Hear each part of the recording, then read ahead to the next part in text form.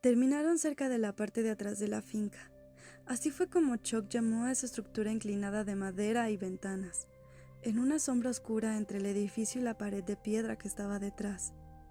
¿A dónde vamos?, preguntó Thomas, todavía agobiado por la imagen de aquellos muros cerrándose.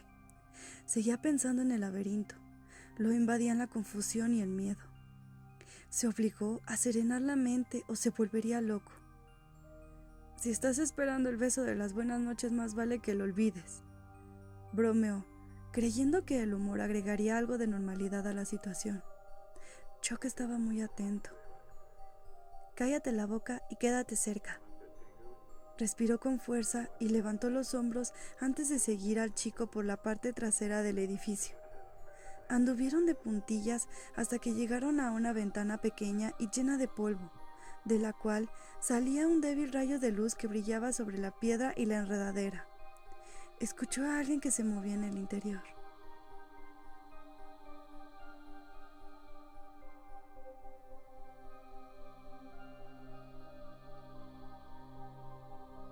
Me encanta hacerle esto a la gente.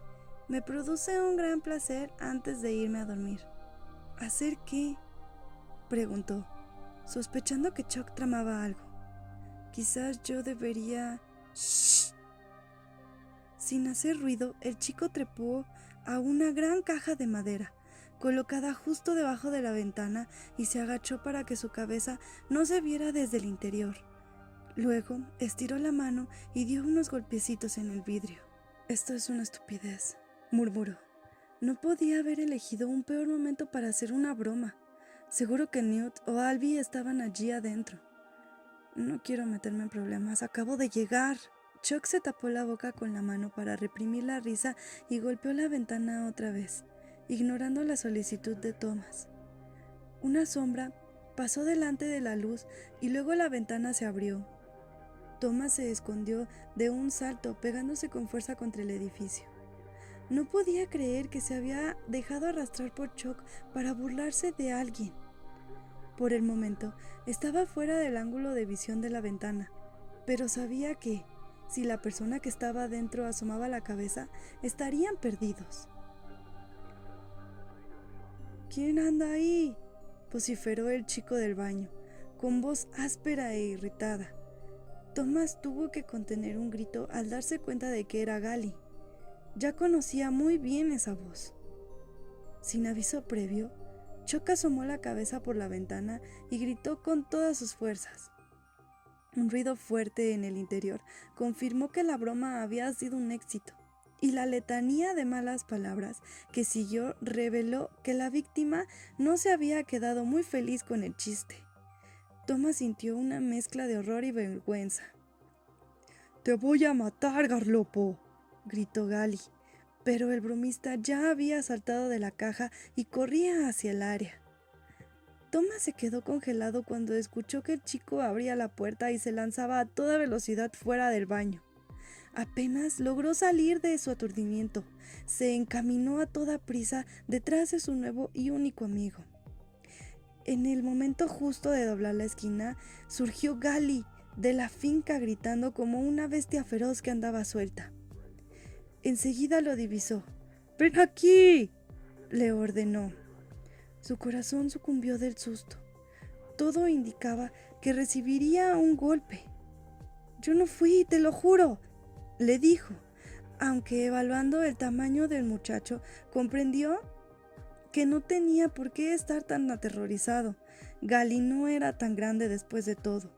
Podía enfrentarlo si era necesario. «¿No fuiste tú?», gruñó, acercándose despacio hasta quedar frente a él. «Entonces, ¿cómo sabes que hubo algo que no hiciste?». Thomas no respondió. Se sentía muy molesto, pero ya no estaba asustado como antes.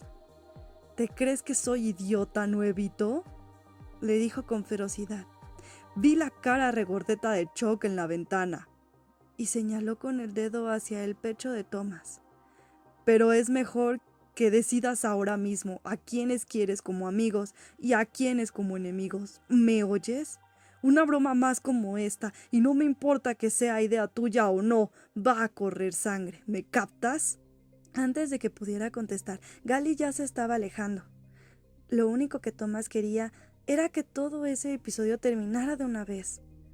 Perdón, masculló con una mueca de disgusto por lo tonta que había sonado la disculpa. Yo te conozco, agregó Gally sin mirar atrás. Te vi durante la transformación y voy a averiguar quién eres. Observó que el matón desaparecía dentro de la finca. No podía recordar demasiado, pero algo le decía que nunca alguien le había desagradado tanto. Estaba sorprendido de cuánto odiaba a ese tipo. Realmente lo detestaba. Cuando dio media vuelta para irse, se encontró con Chuck, que miraba fijamente al piso avergonzado. Muchas gracias, amigo. Lo lamento. Si hubiera sabido que se trataba de Gally, te aseguro que nunca lo habría hecho. Entonces Thomas rió, lo cual lo dejó totalmente asombrado. Una hora antes hubiera jurado que nunca más escucharía semejante sonido salir de su boca. Chuck lo observó atentamente e hizo una mueca incómoda. ¿Qué? Thomas le dio una palmada en la cabeza.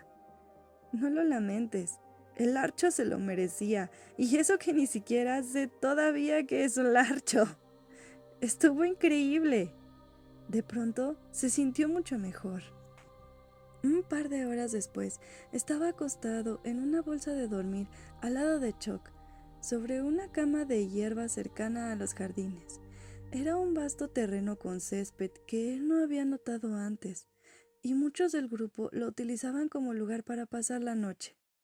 Pensó que eso era extraño, pero parecía que no había espacio suficiente dentro de la finca. Al menos estaba cálido, lo cual hizo que se preguntara por millonésima vez dónde se encontraba. A su mente le resultaba muy difícil recordar nombres de lugares, países, gobernantes o cómo era la estructura del mundo. Ninguno de los habitantes tenía la menor idea, y si la tenía, no estaban dispuestos a compartirla. Se quedó ahí, echado en silencio, mirando las estrellas, arrullado por el suave murmullo de las conversaciones que se escuchaban por el área. El sueño estaba a kilómetros de distancia y no podía sacarse de encima la desesperanza que consumía su cuerpo y su mente. La alegría pasajera de la broma de Chuck se había desvanecido. Había sido un día extraño e interminable. Era todo tan raro. Se acordaba de muchos detalles de la vida, la comida, la ropa, estudiar, jugar, conceptos generales de la organización del universo. Pero cualquier dato específico y personal que conformara un recuerdo real y completo había sido borrado de alguna forma que desconocía. Era como mirar una imagen a través de un vidrio empañado. Más que nada, se sentía triste. Chuck interrumpió sus pensamientos.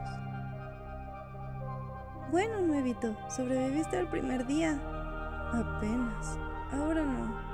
Quería decirle, no estoy con ánimo. Su compañero se incorporó y se apoyó sobre el codo. Aprenderás mucho en un par de días y te acostumbrarás al funcionamiento de este lugar, ¿va? Sí, va, supongo. ¿De dónde habrán sacado todas esas frases y palabras extrañas? Parecía que hubieran tomado otro idioma y lo hubieran unido con el propio. Chuck pareció desmoronarse.